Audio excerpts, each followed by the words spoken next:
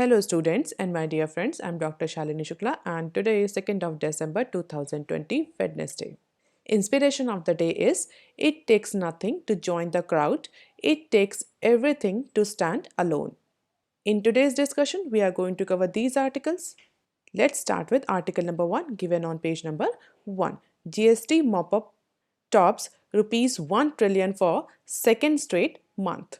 So, reinforcing the economic recovery trend, GST collection surpasses the 1 trillion mark again for the second consecutive month in November. So, as per the recent data released by Finance Ministry, indirect tax collection, that is GST, has again touched the mark of rupees 1 trillion, and that is indicating the economic recovery trend into Indian economy. हालांकि अगर हम पिछले महीने के comparison में बात करें, पिछले मंथ के कंपैरिजन में, तो इस बार का जो जीएसटी कलेक्शन हुआ है that is slightly lower than the previous month GST collection. However experts का ये कहना है कि जो पिछले मंथ जीएसटी कलेक्शन में मॉपअप देखने को मिला था, robust mop up, that was because of the festive season और द फेस्टिवल डिमांड. उसकी वजह से अक्टूबर के मंथ में जो जीएसटी कलेक्शन हुआ था वो बहुत ज़्यादा हुआ था. And November is not a festive month, therefore the collection of GST is slightly lower than the previous month. GST collection stood at approximately 1.049 trillion in the month of November as against 1.051 trillion in the month of October. So we can see that difference is not very significant one, but there is a slight fall in collection. हालांकि experts का ये कहना है कि हो सकता है कि दिसंबर के मंथ में जो जीएसटी कलेक्शन हो उसमें और ज़्यादा फॉल देखने को मिले, but that all are quite expectations. And apart from this, this is also the third straight months when GST collection rose year on year basis, and that indicating the restatement of normalcy into the Indian economy after the month of disruption caused by the COVID-19 induced lockdown. तो हम ये कह सकते हैं year on year के basis में, अगर पिछले ईयर से कंपैरिजन में करें तो ये थर्ड कॉन्जिक्यूटिव या स्ट्रेट मंथ ऐसा है जिसमें जीएसटी कलेक्शन पिछले ईयर के कंपैरिजन में इंक्रीज हुआ है. यानी हम ये कह सकते हैं सितंबर, अक्टूबर और नवंबर के मंथ में जो जीएसटी कलेक्शन हुआ है वो पिछले साल के सितंबर, अक्टूबर और नवंबर के मंथ के कंपैरिजन में ज़्यादा है. And that data indicating the normalcy in Indian economy, जो कि लॉकडाउन की वजह से बहुत ज़्यादा डिस्टर्ब हो चुकी थी. किसी भी इकोनॉमी में tax collection can be considered as one of the very important indicators for economic activity. अगर टैक्स कलेक्शन ज़्यादा हो रहा है इसका मतलब उस पर्टिकुलर इकोनॉमी में एक्टिविटीज ज़्यादा हो रही है, economy is a going concern. और अगर टैक्स कलेक्शन रिड्यूस हो रहा है, चाहे डायरेक्ट टैक्स कलेक्शन हो चाहे इनडायरेक्ट टैक्स कलेक्शन हो, तो it means economy is going through the recessionary conditions. And this is the data of GST collection for this year in terms of rupees crore. And we can easily see that in the month of April, the GST collection was minimum. सबसे कम जो GST collection हुआ था वो अप्रैल के month में हुआ था, और हम सबको पता है कि क्यों ऐसा हुआ था, क्योंकि अप्रैल was a strict lockdown period in Indian economy, और उस समय मैक्सिमम इकोनॉमिक एक्टिविटीज थी वो क्लोज हो चुकी थी या शट डाउन थी, जिसकी वजह से अप्रैल के मंथ में सबसे कम जीएसटी कलेक्शन हुआ इस फाइनेंशियल ईयर में, हम ये कह सकते हैं. लेकिन अप्रैल के बाद हम देख सकते हैं मई, जून, जुलाई, अगस्त, सितंबर, अक्टूबर में, करेंटली इवन नवंबर के मंथ में भी जीएसटी कलेक्शन हमें इंक्रीज होता हुआ दिख रहा है. Although the increase is not very significant, बहुत ज़्यादा अमाउंट में इंक्रीज होता हुआ नहीं दिख रहा, but at least it is increasing and it is a good indication for any economy. Apart from GST collection, auto sales slow in November as firms enforce inventory control. Auto sale is also one of the key barometer of economic health. And after the straight 3 months of robust growth as the automaker trimmed the production to reduce the inventory pile up at the dealership, और अक्टूबर के month में जितनी भी selling हुई थी इसके बावजूद भी जो डीलर्स थे उन्होंने मैन्युफैक्चरर्स को ये कॉशन किया था, ये वार्न किया था कि आगे आने वाले कुछ मंथ तक उन्हें अपने प्रोडक्शन को कर्ब करके रखना पड़ेगा। अगर फेस्टिव सीजन के अकॉर्डिंग्स उन्होंने प्रोडक्शन कंटिन्यू रखा, मैन्युफैक्चरिंग कंटिन्यू रखी, स्पेशली टू व्हीलर्स के केस में, तो इट में put a huge inventory cost और huge inventory pile up in the month of November। और जैसा कि डीलर्स ने क्वेश्चंस किया था मैन्युफैक्चरर को, वैसा ही हुआ। नवंबर के मंथ में ऑटो सेल रिड्यूस हुई है and that reduced auto sale is putting pressure to enforce the inventory control on manufacturers as well as the dealer. क्योंकि अगर सेल नहीं होगी, व्हीकल्स नहीं निकलेंगे, तो इससे इन्वेंट्री कॉस्ट बढ़ेगी। अगर प्रोडक्शन जारी रहता है, मैन्युफैक्चरिंग जारी रहती है, तो मैन्युफैक्चरर्स को, डीलर्स को भी उस पर्टिकुलर व्हीकल को, उस अमाउंट के व्हीकल को स्टोर करने के लिए इन्वेंट्री चाहिए and we all know inventory involve the cost. तो इसीलिए मैन्युफैक्चरर्स को वार्न किया है डीलर्स ने अगेंस्ट कि वो अपने प्रोडक्शन को अभी के लिए कर्ब कर दे, क्योंकि November is the month where they are actually facing the high inventory due to the low sale, due to the low demand. And apart from auto sale and GST collection, this is the trend in manufacturing PMI, that is Purchasing Manager Index. If you remember, we have discussed in the last month that manufacturing PMI as well as the service PMI is increasing। और ये भी expect किया गया था, हमने discuss किया था कि एक्सपेक्टेशंस हैं कि जो फेस्टिव सीजन आएगा, that is a month of November, that is a month of October, उस पर्टिकुलर सीजन में मैन्युफैक्चरिंग पीएमआई बढ़ेगी because of the increase in demand due to the festive season. तो ऐसा देखा गया अक्टूबर के मंथ में जो मैन्युफैक्चरिंग पीएमआई है, हम सब देख सकते हैं कंटिन्यूसली बढ़ता हुआ हमें दिख रहा है। लेकिन जो नवंबर के मंथ का पीएमआई है, PMI here, manufacturing PMI, and I think you all know there are two types of PMI index, manufacturing PMI and service PMI, and who publish it? IHS Markit। और अक्टूबर के मंथ के बाद जैसा कि हम देख रहे हैं यहाँ शार्प हमें थोड़ा सा फॉल देखने को मिल रहा है into the manufacturing PMI of November month. And if you remember this figure, this 56.3 figure is indicating the expansion. 50 is the threshold point in case of PMI, whether it is a manufacturing PMI or the service PMI। 50 जो है वो 50 जो figure है वो threshold है। 50 के ऊपर अगर नंबर होता है तो इट इंडिकेट्स द एक्सपेंशन, लेकिन अगर यही नंबर 50 के नीचे होता है तो that actually indicates a contraction into manufacturing और सर्विस सेक्टर रिस्पेक्टिवली। और जैसा कि हम देख सकते हैं अप्रैल के मंथ में it was 27.4, that was the sharp contraction into the manufacturing PMI of Indian economy. हालांकि अप्रैल के बाद ये शार्पली इंक्रीज हुआ है, देन फिर लोकलाइज लॉकडाउन की वजह से थोड़ा सा इम्पैक्ट हुआ, then it against goes on linear curve. लेकिन नवंबर के मंथ में भी थोड़ा सा फॉल देखने को मिल रहा है मैन्युफैक्चरिंग पीएमआई में, although it is not below then 50, अभी भी ये 56.3 है। It means there is a expansion in case of manufacturing PMI, but in comparison to the previous month data it is less। तो ये सारे इंडिकेटर्स देखकर हम ये कह सकते हैं कि अक्टूबर के मंथ में जो बहुत ज़्यादा पॉजिटिव डेटा आया था, माइक्रो एंड मैक्रो जो इंडिकेटर्स बहुत ज़्यादा पॉजिटिवली रजिस्टर कर रहे थे, that was because of the festive season in Indian economy. और इंडिया में फेस्टिवल मीन्स डिमांड, डिमांड की वजह से, फेस्टिवल की वजह से कुछ जो इंडिकेटर्स थे, high frequency indicators, microeconomic indicators, macroeconomic indicators, that was actually showing positive trends because of the festival। अब जो कि फेस्टिवल सीजन थोड़ा सा ऑफ हो गया है तो उसका इम्पैक्ट हमें कुछ इंडिकेटर्स पर, कुछ की बैरोमीटर्स पर देखने को मिल रहा है।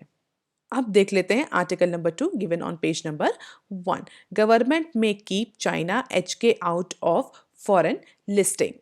Number of people aware about the matter are saying that China and HK stands for Hong Kong, both are likely to be kept out of the permitted countries for the direct overseas listing of Indian companies, as the tension between the two is continue and the border clashes are increasing, Amid this tension, Government of India may plan or may take the decision to keep the China and Hong Kong out of the permitted countries for direct overseas listing of Indian market. Recently, corporate affairs minister, finance minister, and other regulators are in discussion or are at an advanced stage of discussion for finalizing the framework. Which framework? That framework allow the Indian entities or the Indian companies to list only on those international exchanges which are permitted under India's Prevention of Money Laundering act. तो अभी recently बहुत सारी ministry, बहुत सारे regulators एक particular framework को finalise कर रहे हैं जिसमें इंडियन कंपनीज को रेगुलेट किया जाएगा for foreign listing of foreign exchange listing. क्यों रेगुलेट किया जाएगा?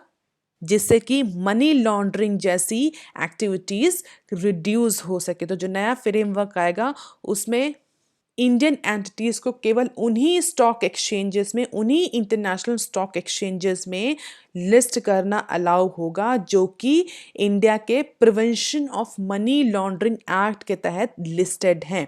It means under Prevention of Money Laundering Act, Government of India will provide the list of international stock exchanges जिनमें इंडियन कंपनीज को list करना permit होगा।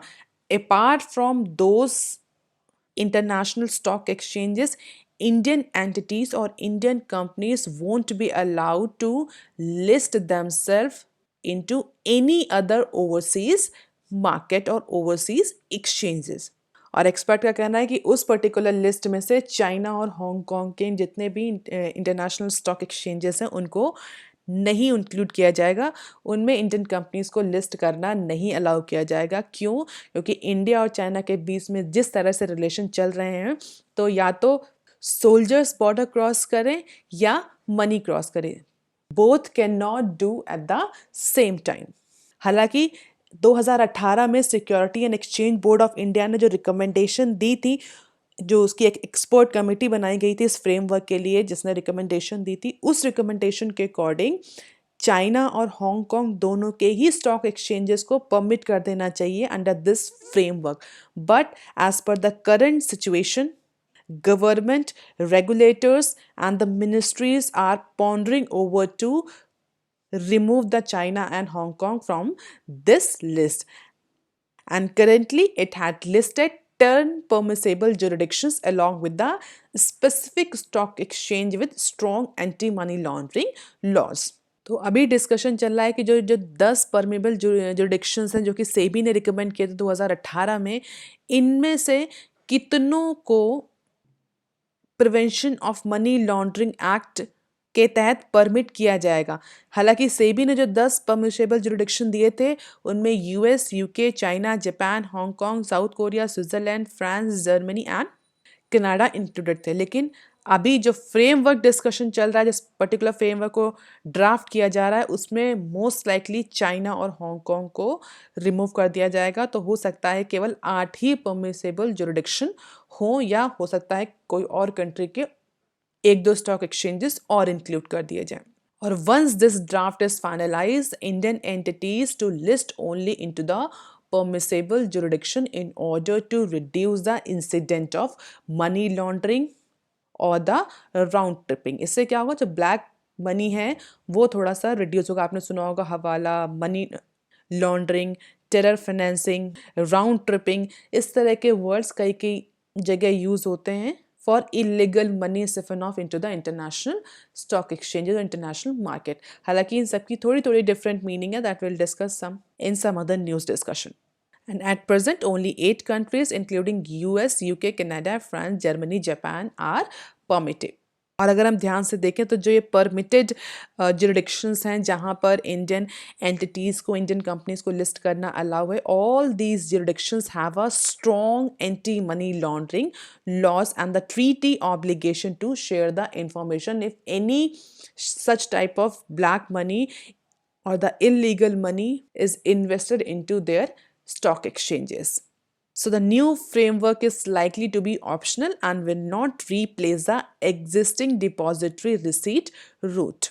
However, ministries and regulators are working on tweaking laws like Companies Act, FEMA to enable the foreign listing. तो हो सकता है जो नया फ्रेमवर्क बन रहा है उसको इन्फोर्समेंट में लाने के लिए कंपनीज एक्ट और फॉरेन एक्सचेंज मैनेजमेंट एक्ट हम फेमा बोलते हैं, इसमें भी कुछ चेंजेस किए जाएं।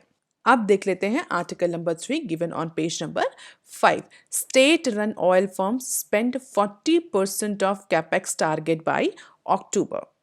Publicly available data and data source from Petroleum Planning and Analysis Cell, that is PPAC, suggests that state-run firms spend a combined 39,877 crore in the April and October 2020 period, which is 40% of the full year's budget, a full year's target of 98,522 crore. If you remember, finance ministry ने direct किया था जितनी भी state owned company हैं उनको कि economic activity बहुत subdued है, जिसकी वजह से एम्प्लॉयमेंट जनरेशन नहीं हो पा रहा है, इकोनॉमी में कोई भी एक्टिविटीज़ नहीं हो पाई लॉकडाउन की वजह से। तो जुलाई के मंथ में फाइनेंस मिनिस्टर ने जितनी भी स्टेट ओन्ड कंपनीज थी, स्पेशली स्टेट ओन्ड और स्टेट रन ऑयल कंपनीज, उनको डायरेक्ट किया था कि वो सितंबर के मंथ तक अपने एलोकेटेड बजट का 40% एटलीस्ट कैपिटल एक्सपेंडिचर कर दें। इट मीन्स जो उनका एलोकेशन है, 100% एलोकेशन है, उसका 40% स्पेंड कर दें टिल द मंथ ऑफ सितंबर। और अगर आपको याद हो तो हमने भी कई बार डिस्कस किया था कि जितनी भी स्टेट ओन्ड कंपनीज हैं, चाहे प्राइवेट कंपनीज हैं, सब ने कोविड-19 की वजह से जो लॉकडाउन हुआ उसके बाद जो इकोनॉमिक रिसेशन की कंडीशन आई, उसकी वजह से अपने कैपिटल एक्सपेंडिचर्स के प्लान को पोस्टपोन कर दिया था फॉर नेक्स्ट ईयर।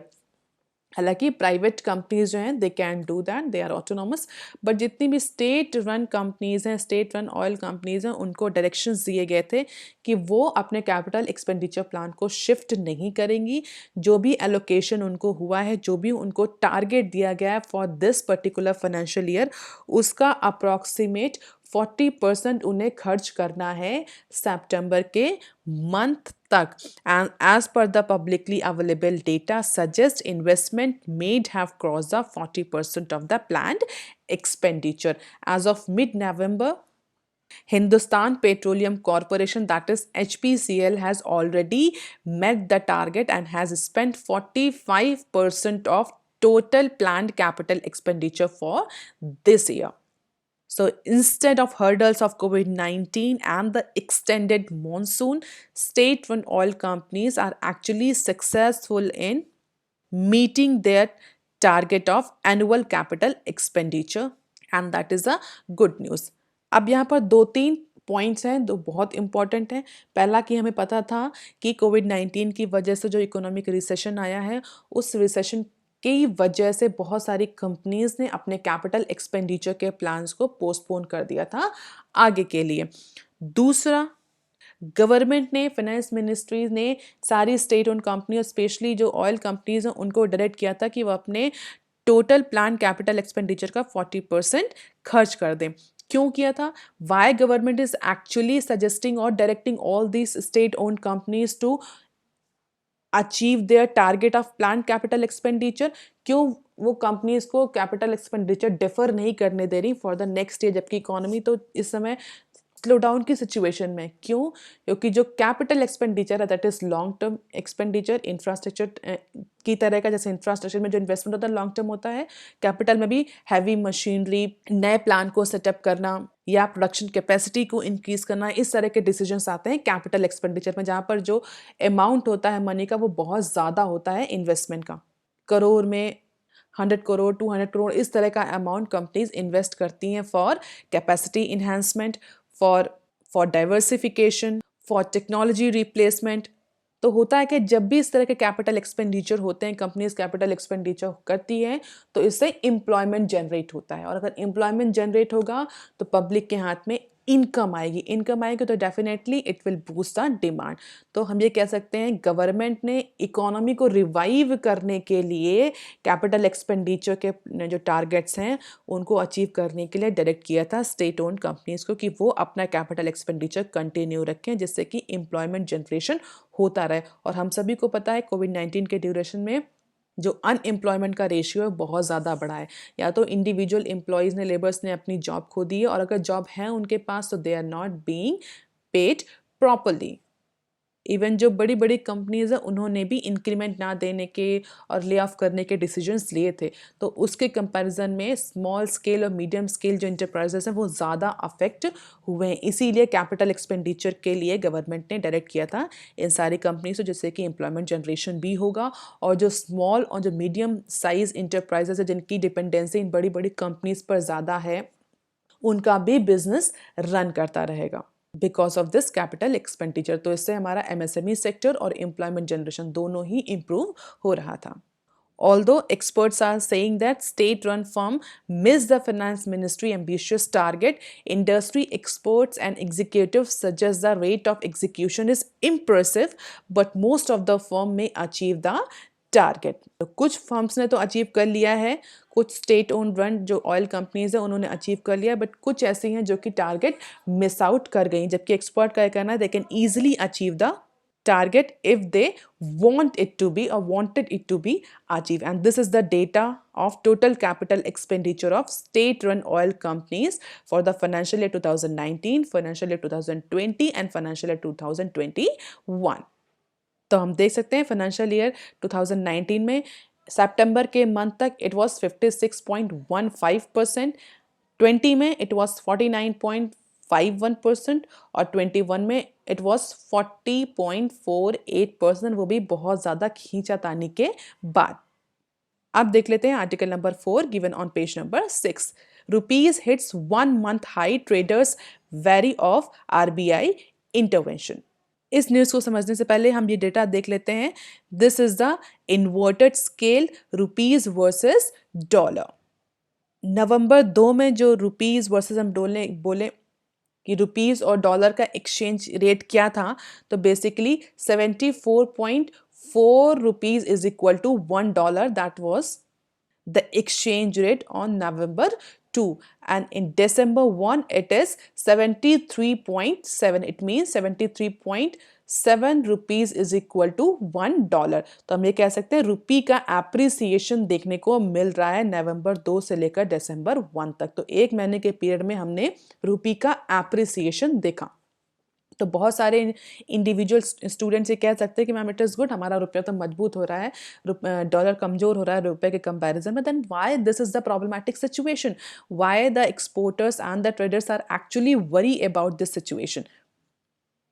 इसको समझने से पहले हम ये देख लेते हैं कि ये एक्चुअली हो क्यों रहा है, why this appreciation or the increase into the value of Indian rupees against the dollar is happening. Basically, RBI has been aggressively buying the dollars to prevent the sharp appreciation in rupee and ensure the export competitiveness. तो इस appreciation को रोकने के लिए कुछ last time से RBI ने कुछ इंटरवेंशंस भी लिए हैं। उस इंटरवेंशंस में आरबीआई ने क्या किया, आरबीआई ने एग्रेसिवली डॉलर को बाई करना शुरू कर दिया।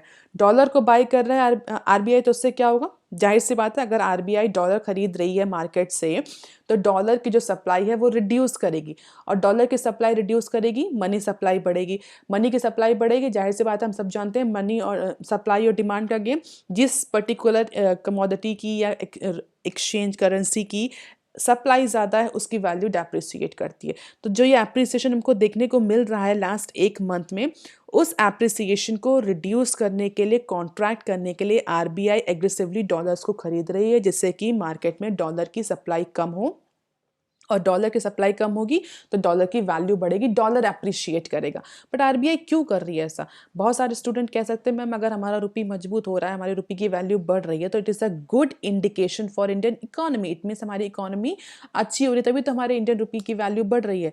No, the answer of this is quite different.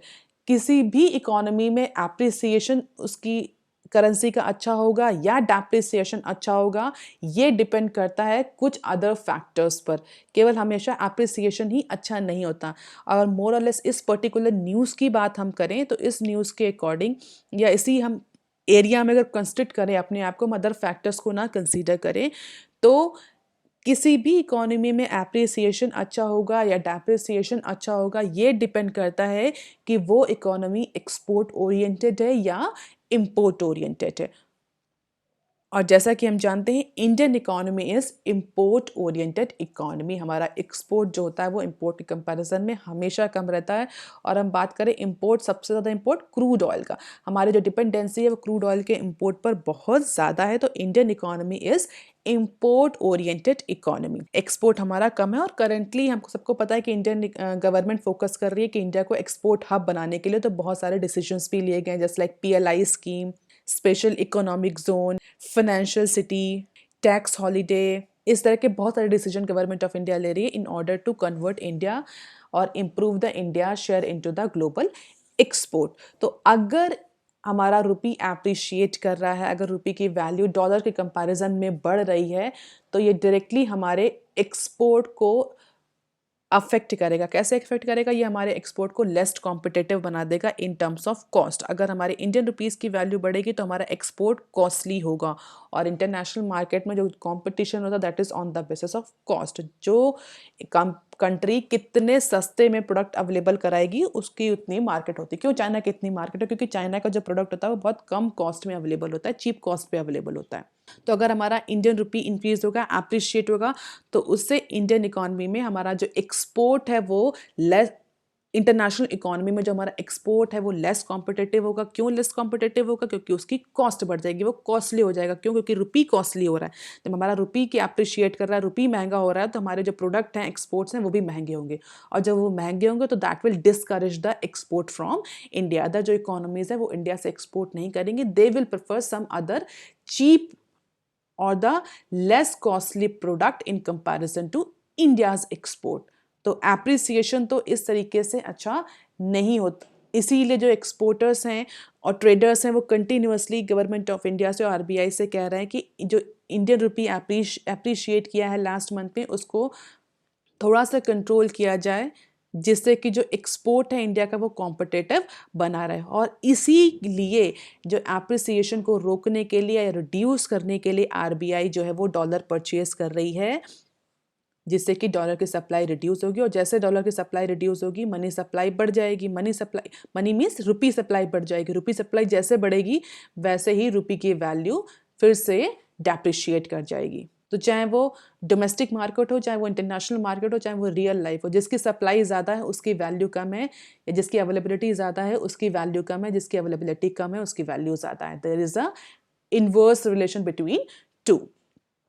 तो जो लास्ट 1 to 2 मंथ में इंडियन रुपी एप्रिशिएट किया है, उसकी वजह से ट्रेडर्स जो है वो बहुत वरी। उन्होंने RBI को अप्रोच किया था कि किसी तरह से इस एप्रिसिएशन को कॉन्ट्रैक्ट किया जाए या रिड्यूस किया जाए। हालांकि ये एप्रिसिएशन आया क्यों? तो बेसिकली अगर हम देखें तो जो लास्ट के 1-1.5 मंथ में जो एप्रिसिएशन आया है इंडियन रुपीज़ में, ये बेसिकली फॉरेन फंड इनफ्लो जो हुआ है into the Indian equity market. Indian equity market में फॉरेन फंड इनफ्लो बढ़ा है, जिसकी वजह से डॉलर की सप्लाई बढ़ गई। डॉलर की सप्लाई बढ़ी है, इसीलिए डॉलर की वैल्यू भी रिड्यूस हुई और इंडियन रुपी मजबूत हुआ है। हालांकि RBI जिस तरह से जो इंटरवेंशन कर रही है उसको लेकर भी ट्रेडर्स आर वरी। जिस तरह से RBI शार्पली डॉलर्स को खरीद रही है, क्योंकि जब फॉरेन फंड इनफ्लो हो रहा है इंडियन इकोनॉमी में, डॉलर इन्फ्यूज़ हो रहा है इंडियन इकोनॉमी में, डॉलर की सप्लाई बढ़ रही है, तो डॉलर की वैल्यू डिक्रीज हो रही है। इसीलिए RBI जल्दी जल्दी पंप आउट कर रही है डॉलर को, जिससे कि इंडियन रुपीज़ की जो वैल्यू है बहुत ज़्यादा अप्रिशिएट ना कर जाए, हमारे जो एक्सपोर्टर्स हैं उनको बहुत ज़्यादा नुकसान ना हो। The partially convertible rupee was trading at 73.50 per dollar at 07.55 GMT after touching the 73.45 earlier in the session, and it is the highest since the October 21. And the benchmark indexes ended November with the gain of 11% each. Each means BSE and NSE, both indexes have actually gained 11%, driven by record inflow of foreign fund and promising new surrounding vaccine efficacy rate. तो vaccine के efficacy rate को देखते हुए जो data submit उस data के according और जो रीसेंट इनफ्लो हुआ उसके अकॉर्डिंग जो बेंचमार्क इंडाइसेस हैं इंडियन स्टॉक मार्केट में, उन्होंने अप्रॉक्सीमेटली 11% का हाइक रजिस्टर किया है। So this type of appreciation is quite worry for the trader, especially exporters, but RBI has been aggressively buying the dollar to prevent this sharp appreciation in Indian rupees. अब देख लेते हैं some other news clip. Serum promise safe covid vaccine. जो recent Serum Institute of India के साथ जो case हुआ जिसमें एक इंडिविजुअल ने स्यू किया था सीरम इंस्टीट्यूट को, उसके बाद सीरम इंस्टीट्यूट ने सिंपैथी एक्सप्रेस करी है उस चेन्नई वॉलंटियर के लिए, बट फिर भी सीरम ने ये प्रॉमिस किया है that it will not play with the health of the people और the society, it will provide the safe covid vaccine. And Serum ने ये भी कहा है, सीरम इंस्टीट्यूट ने, कि that particular illness or symptom was not because of the vaccination trial, it may be because of some other reasons, और हो सकता है इंडिविजुअल में पहले से ही ये इंसेफेलोपैथी के सिम्टम्स हों जो कि वैक्सीन के बाद सामने देखने को मिल रहे हैं। आप देख लेते हैं next clip. Early winter power consumption growth slows to 4.7% in the month of November. So country's power consumption growth rate slowed to 4.7% at 98.73 billion unit in the month of November. So power consumption, diesel consumption, petrol consumption, auto sales, GST collection, manufacturing PMI, service PMI, all these data are actually indicating the mixed results. Power consumption is also one of the indicator or the key barometer that indicates a level of economic activity, and the power consumption has entered the positive territory in the month of September and record the double digit surge in the month of October. But November में इसमें भी slow down register किया है, लेकिन expert का कहना है कि that is because of the winter season. Early winter season आया तो बहुत ज़्यादा इलेक्ट्रिसिटी कंजप्शन जो AC में लगता होता था वो रिड्यूस हो गया, जिसकी वजह से स्लो डाउन देखने को मिल रहा है। हालांकि पावर कंजप्शन रिड्यूस हो रहा है तो it is not a good indication for Indian economy. तो ये हम ये कह सकते हैं किसी पर्टिकुलर बैरोमीटर पर, इंडिकेटर पर Indian economy is indicating the positive results और द पॉजिटिव ग्रोथ, और किसी पर निगेटिव। रिसेंटली डीजल के कंजप्शन में भी रिडक्शन आया है जो नवंबर के मंथ में, हालांकि पेट्रोल का जो कंजप्शन है वो इंक्रीज हुआ है। तो इस तरह का मिक्स डेटा हमें अभी इंडियन इकोनॉमी में देखने को मिल रहा है। और मिक्स डेटा के अकॉर्डिंग अगर हम बात करें तो जितनी भी रेटिंग एजेंसीज हैं, मार्केटिंग रिसर्च बेस्ड एजेंसीज हैं, फाइनेंशियल इंस्टीट्यूशंस हैं, उनकी भी फोरकास्टिंग में मिक्स मैच है और मिसमैच है। क्यों मिसमैच है? क्योंकि कुछ इंस्टीट्यूशंस जो है रेटिंग एजेंसीज हैं, they are actually indicating the positive forecast for India's GDP, कुछ जो है वो निगेटिव फोकास्ट रजिस्टर कर रहे हैं और जिन्होंने अपने फोकास्ट को रिवाइज करके और ज़्यादा कॉन्ट्रैक्शन फोकास्ट किया है। फिलहाल के लिए OECD ने इंडिया के जीडीपी फोकास्ट को अपग्रेड कर दिया है फॉर द फाइनेंशियल ईयर 21।